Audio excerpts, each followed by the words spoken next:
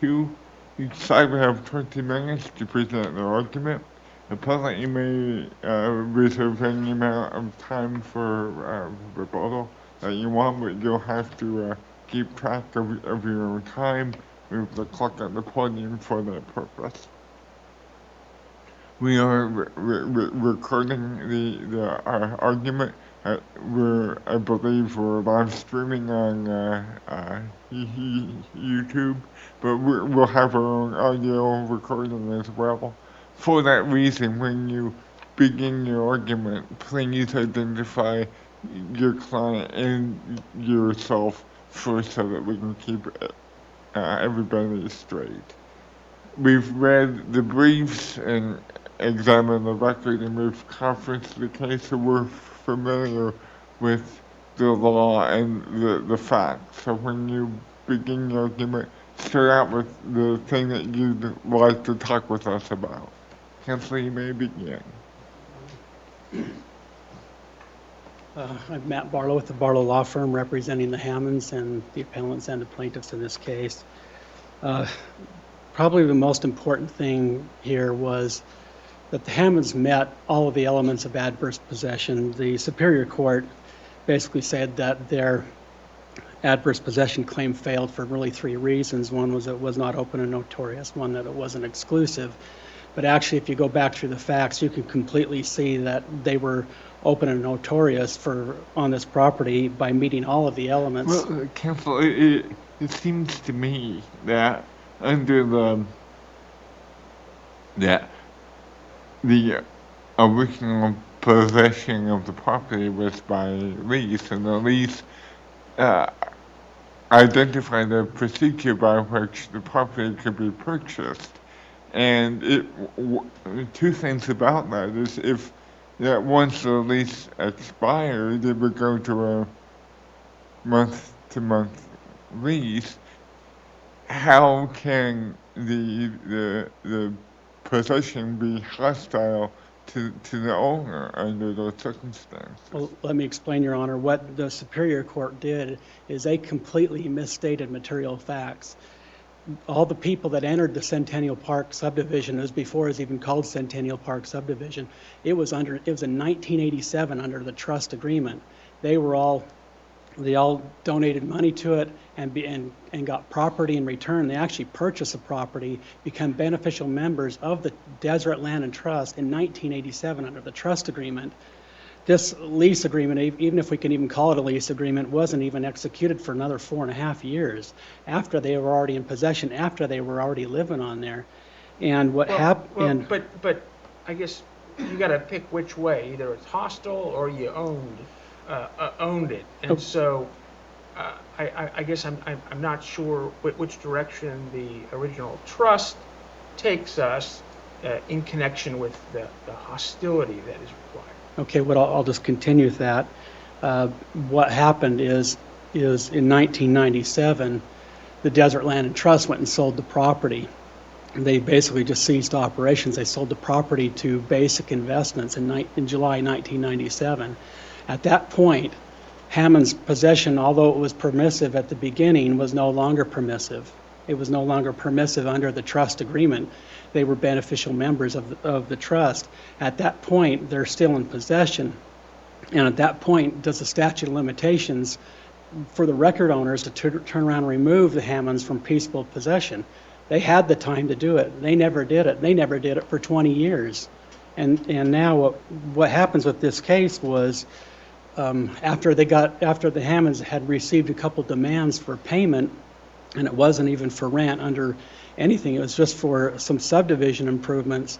Once they got a couple notices on there, they came in here and filed a complaint for adverse possession so they could have quiet title to the property so this doesn't happen again. This was 30 years after. So did your client sign the lease agreement? Yeah, Christine Cox did sign it, yes. Okay. She signed that in 1991. But like I said, I think we're using the wrong label with this agreement. It's not really a lease agreement. It's really an agreement to pay for subdivision costs at some future date. No one knew when that date was. And as far as it seems to me that it had sort of 2 components. You had for lack of a better word, a lease arrangement in which you had two parties, and one promised to provide access to the other in exchange for a monthly payment. But then you had a path to ownership. And the path to ownership set forth certain requirements that your client had to satisfy in order to get that ownership. Is that accurate? No, Your Honor, because actually, under the trust agreement, they had equitable ownership. There was nothing that trust agreement did. There was no rent payments attached to it. There was nothing attached to it. Nothing the lease agreement did? The lease agreement had no rent attached to it at all. It had a $1 a year, just a token for whatever that reason that was for, but it was not rent. This doesn't. How would your clients get legal title? How would they get legal title? What they should have done, I mean, what they could have done at once Desert Land Trust sold the property, which they actually didn't even know when this even happened. And at once Desert Land and Trust terminates, once under the trust agreement, once they cease operations, all of the property that the Desert Land and Trust goes to the beneficial owners. It doesn't go to, they don't have the right to just go turn around and go sell it. And the fact that they did go sell it at that particular moment in 1997, it was up to the record owners to remove them. It was But up is to the that record. an adverse possession claim? That this is an adverse possession claim, and this meets all of the elements But the of argument you're articulating is that your client was a beneficiary of a trust agreement, and you had a trust that acted outside of its authority and maybe, adversely to the interests of its beneficiaries. That seems like a qualitatively different claim than adverse possession. You could have went under a different claim, but Your Honor, the statute of limitations would have really destroyed any argument there. Our argument here is that it's adverse possession. That threw the burden upon the record owners to remove them. Okay, so what is the relevance of the trust agreement to the adverse possession claim? Because they entered the property under the trust agreement and under landlord and tenant law, once you enter and hold property under a different arrangement, it can't go into a lease agreement. It can't fall under landlord and tenant law after the fact. So And you're this is what saying happened. you're trying to create the hostility element under or in the four corners of the trust document, which would theoretically erase or eliminate the lease agreement or make it a nullity and a side note in the transactional history because you had this larger document. But I still, I guess if you had a trust agreement that set forth that arrangement, does that satisfy the hostility requirement? No, that's not part of the hostility. It becomes hostile in July 1997. They were there permissively under the trust agreement, under the trust arrangement. That's how they lived on that property for 10 years. Once Desert Land and Trust went outside of what they were supposed to do, go and sell this property without letting anybody else know, at that point, their possession really became hostile at that point. Did your client continue to have an interest as a trust under the trust agreement? Yeah, after that moment? Well, after that moment, once they sell the trust assets, there are no assets. There's no interest in Right. anything. At that point, it actually becomes hostile because they went and sold all the trust assets that they had a right to. Does the person in possession have to know about their possession being hostile? No, actually, they don't need to know that. The hostility is aimed toward everyone else. That's correct, In this Your case, Honor. then the record owner. So, and That is. the point I gather would be that the record owner sort of look at it and say, okay, I'm record owner of this parcel. Oh, somebody's living there. It's hostile. That is. Yeah, that's right. And if we actually had a lease agreement, there was never a demand for rent. There was never nothing. They continued to live there. They continued to live there until Basic went and sold it again to Unit 2 Arizona, which is not the Unit 2 here. They sold it to them in 2008, which and then basically borrowed money from Unit 2, the defendant here and the appellee here. So you had But various you're- record. You're tacking some time frames. Yeah, you have various record owners. They all had time to turn around and remove them, and they didn't do nothing. They never did nothing at all. Even clear up to when we filed the complaint, nothing was ever done. There was no eviction proceedings. There was nothing to remove them. They did absolutely nothing to remove them from the property. Why- For 20 years after 1997, I'm not even talking about the first 10 when they were under the trust agreement. What is in the record regarding the title owners starting in '97 as to whether they knew about the lease that was signed in '91? Those, Your Honor, those are some facts that should not have been decided on summary judgment. There's a lot of facts in here that should not have been decided on summary judgment because this is an appeal from summary judgment. There was no trial. In this case, one of the questions I had for one or both sides was, there are competing motions for summary judgment. Do both sides agree that one or the other ought to win, or are you arguing there are fact questions No, that we- should preclude summary judgment? No summary judgment for us because we met the elements of adverse possession, and those facts are not in dispute. And if they were facts ever in dispute, then ours should have been denied. But their motion for summary judgment really only had 2 arguments on there, and the judge never even brought up any of those as his basis for granting them summary judgment. And those all have material facts, a lot of issues in there, and even the judge, when he ruled on the motion for a new trial, even stated that these should be issues for trial, but then he still went around and denied it anyway. I apologize for my confusion. I'm still trying to get my head around the idea. You're claiming that your client was the beneficial owner through the trust of the property that they possessed originally. Correct. How does a beneficial owner? I don't understand how that meshes with a claim of adverse possession. The adverse possession didn't come until after they had disposed of the trust estate, after they had actually went and taken that property and sold it. At that point, it wasn't like one piece. It was, I believe, it was 640 acres, which was the whole trust estate. They went and sold the whole thing. Can I kind of follow up on Judge Sure. Bell's question here, because it relates to something I'm not clear on. Before the '97 transaction, what did the trust own? They owned the 640. They owned all of it. They were the title. They were the yes, title. legal title holder. But, And- but your clients had a beneficial interest. Correct, along with about 100 other people in there, which The- is The trust could only convey whatever it had, right? that's correct.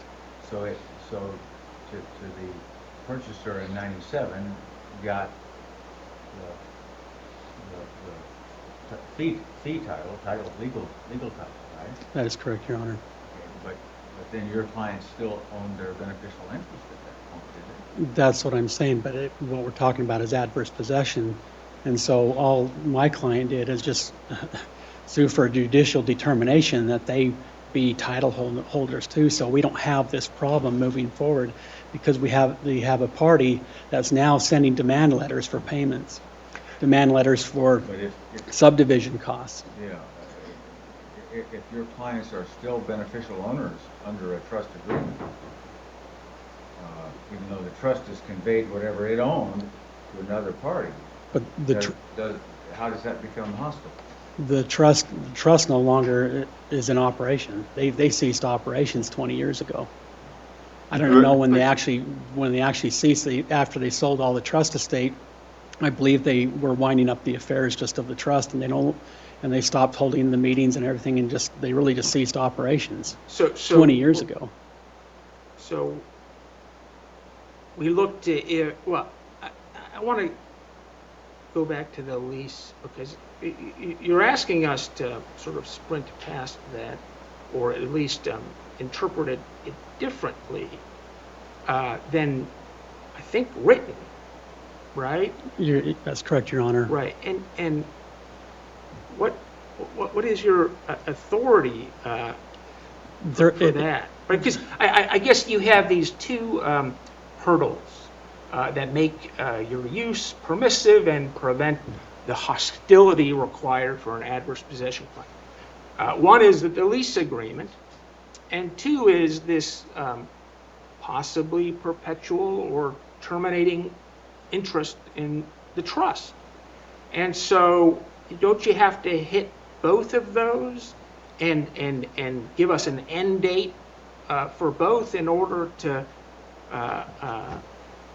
imbue the fact pattern with hostility? yeah, once they sold the property, they're, they became hostile. The trust agreement or the lease agreement was only an agreement to pay for subdivision costs, and that agreement was between Christine Cox and the Desert Land and Trust. There was no agreement between Basic, there was no agreement between Unit 2 Arizona, Unit 2, the party here, nor they're not even a third-party beneficiary. So They there was have no no lease- actually attachment. There's no way they can enforce that agreement. There was no leasehold interest. There was no lease described in that document. That's correct, Your Honor. We have a monthly payment but it's called the lease agreement, but it has nothing to do with. No, it has nothing to do with the Leasing. lease. Then it's very odd to have a lease agreement not be a lease. Well, it's titled a lease, but it's really an agreement to pay for subdivision costs. Unit 2's counterclaim was actually just an unjust enrichment claim. They weren't even seeking for back rent, nor Okay, was there any eviction. Let me go back then. Does it envision that your client pay an incremental sum in order to remain on the property? Not at that time, Your Honor. It was an The agreement. document. Yes, the agreement The was ink. just, yeah, it was just to turn around and pay for subdivision costs at some future date. Well, but why isn't that a lease?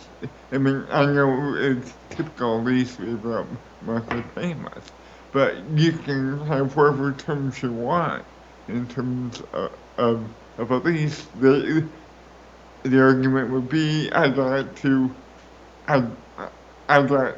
live on this property, and in exchange, I made certain payments, whether they were monthly or quarterly or yearly or whatever they were.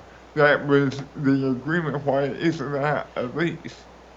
Because they already got beneficial ownership of it. Well, Georgia actually did not even know the lease was signed until we just found that out in Well, discovery, but that's neither here nor there. it just seems very odd to say, I'm a beneficial owner, but I'm leasing it also. I mean, I think we're going off of the title, not what the document really is. And that's really what I'm saying. We're going off of thinking that it is a lease when it's really just an agreement to pay for subdivision costs at some future date. But an agreement has to have consideration on both sides. So the owner, whoever the owner is, allows your client to live on the property. The consideration for that is I will pay whatever fees or monies that come due. So that's a lease under whatever color of horse you've got. We're actually going into contract law too as well. Another reason, I mean, these costs were not presented to them for 25 to 26 years later. I believe Desert Land and Trust they were going to go and subdivide the property, and well, come 1997, they changed their mind, abandoned it, and just sold it all.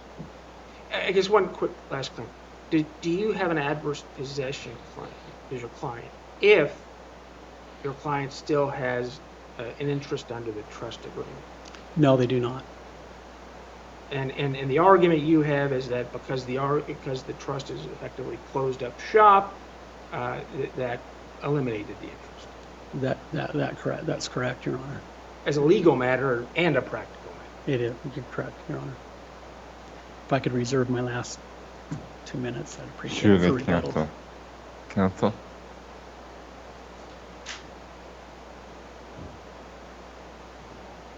Good morning. Ari Ramris, representing the Appellee Unit 2.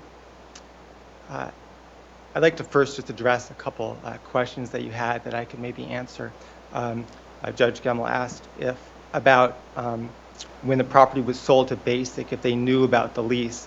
And there actually is something in the record about that under our appendix, page 67. Um, and that's an affidavit from Basic saying, yes, they knew about the lease, uncontroverted. And so, So they take the property subject to the lease then. exactly. I mean, they take it subject to the lease no matter what, because, and this is what I think there's somewhat of a disconnect and a misunderstanding by the appellants, is that when you buy property and there's an existing lease in place, you normally take it subject to the lease. You can argue, if there's no one in possession, you could argue you're a BFP. That's not the issue here. We're acknowledging that we took the property, first Basic and then Unit 2, subject to the lease.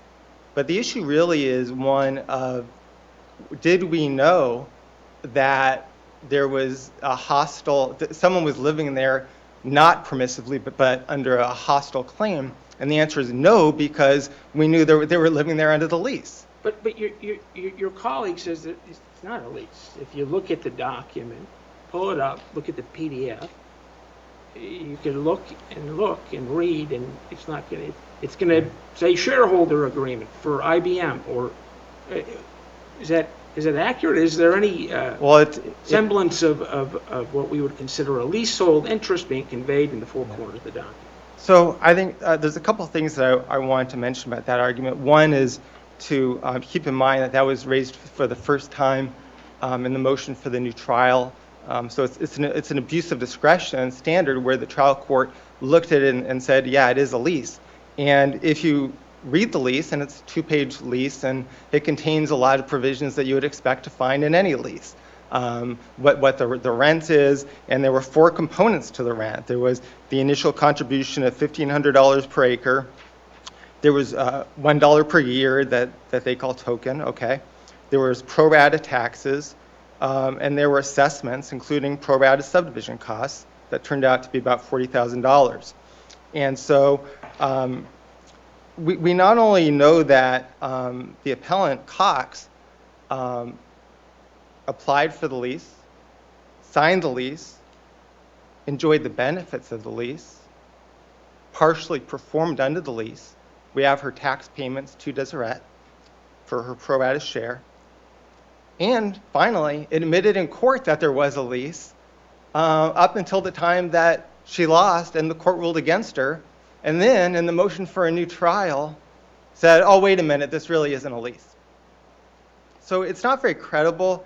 And Well, it doesn't particularly matter what the terms of the agreement are, what payments are to be made. The very essentials of a lease, as I understand it, are you get a leasehold interest in exchange for whatever things you agree to do for that interest. exactly, as you said, there's consideration on both sides. And actually, in their reply brief, they say we're not arguing that there wasn't consideration. And so it just doesn't hold water to say that it's not a lease. And if there is a valid lease at some point expires and it goes to month, does that then, where does that leave the adverse possession claim? It's a lease is a lease is a lease. And so whether it's still a 99-year lease that keeps renewing, which is our position, or which was their initial position, which they have abandoned on appeal, which is that it was a lease that was never renewed and terminated. It was a month-to-month lease, and then it's still a lease, but you're still under a lease, whether it's a month-to-month lease or a lease for a term. And so, if the facts are that no one has attempted to collect rent under a lease for 15, 20 years, doesn't that suggest the lease has been abandoned by the lessor? well, if you're talking about the component of rent, which is the pro rata taxes, that's contradicted by the record. If you're talking about The subdivision cost, that's contradicted by the record. If you're talking about the component of the What about rent. the question as a matter of Yes, law? and so let me answer that. If you talk about the $1 a year, then the answer to that is no. And we actually cited the black letter law on that. So basically, the rule on this is the Lewis case, which basically says once you have a lease, there has to be a clear disclaimer of the lease in order to start the clock on adverse possession.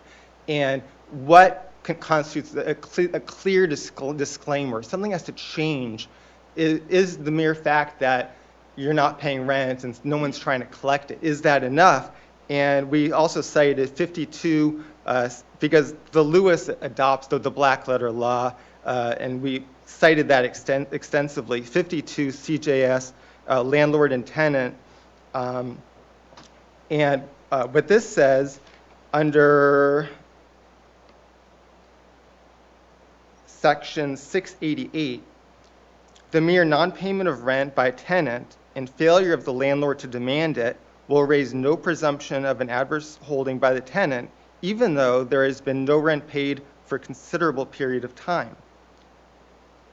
And so, and the reason for that is, if you're a landlord and that your tenant owes you money and you give them a grace period, you sit on your rights, I mean, the worst case scenario is the statute of limitations is going to run and you're not going to be able to sue him for the rent that he owes you. You're not going to lose fee title.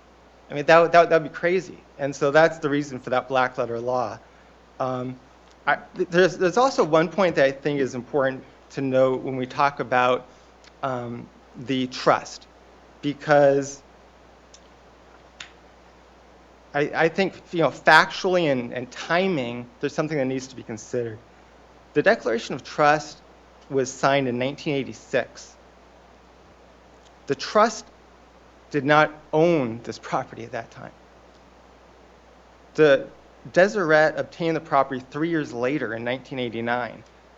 Why is that? And why is that sort of significant? It's that at most, this trust agreement gave the beneficiaries a right to occupy unspecified land that they had yet to purchase sometime in the future. This is a huge difference from the lease, which said you have a right to occupy these specific lots for this consideration. And so to say that this lease was not necessary because we had the trust is completely inaccurate. And I think it's true that we have two really documents that establish the permission. One is the lease and one is the trust. And so I think it's true that you would have to show that both either never existed or somehow ended. There's really nothing in the record to show that the trust no longer exists. I mean, we know that the trust conveyed this property, and I think the assertion is that it may not have had a right to do that. But there's no authority that I've seen that says a Massachusetts business trust can't convey property it owns to someone. Is your argument also that this very argument isn't properly before us because it wasn't raised at the appropriate time? I think that's true. I mean, that's true. The argument that when Deseret sold the property, magically the property really ended up being owned by the beneficiaries, that was never raised. It doesn't really even make sense, and it's contrary to the whole concept of adverse possession anyway. There's no need for adverse possession if you own the property. Exactly. And so I think the reality of the situation is that there's still beneficiaries of this trust, whether they're holding meetings or not, or whether they have any property or not. That's besides the point. If they claim that the trustees acted improperly, they have a breach of fiduciary duty claim against the trustees. I think counsel was candid saying we didn't raise that because there was a statute of limitations issue. But it's not adverse possession. This really just isn't an adverse possession case.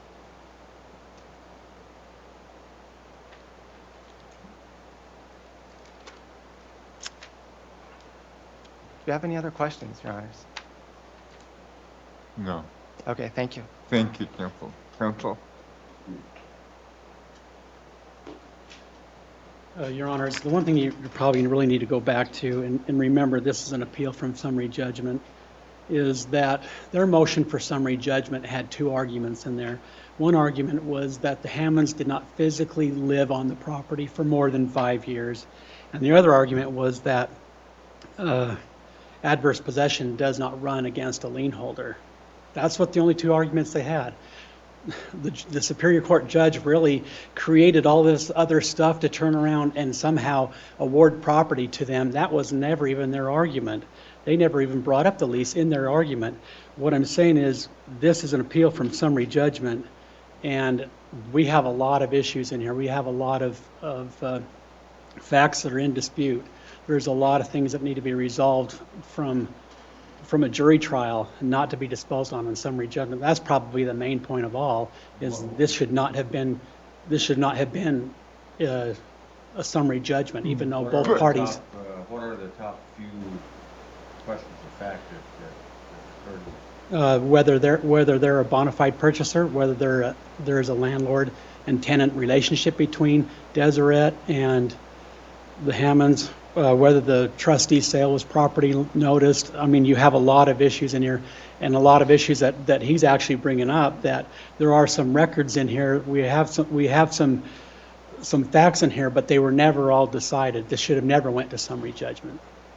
Even though you moved for summary judgment? I did, just on the adverse possession claim, but there's a lot of other issues that for it to be ruled for Unit 2 would have to be, there are a lot of factual disputes there.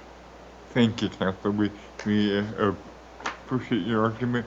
We'll take this matter under advisement and issue a decision in due course. Then we'll stand at recess again and the new counsel come forward. Thank you.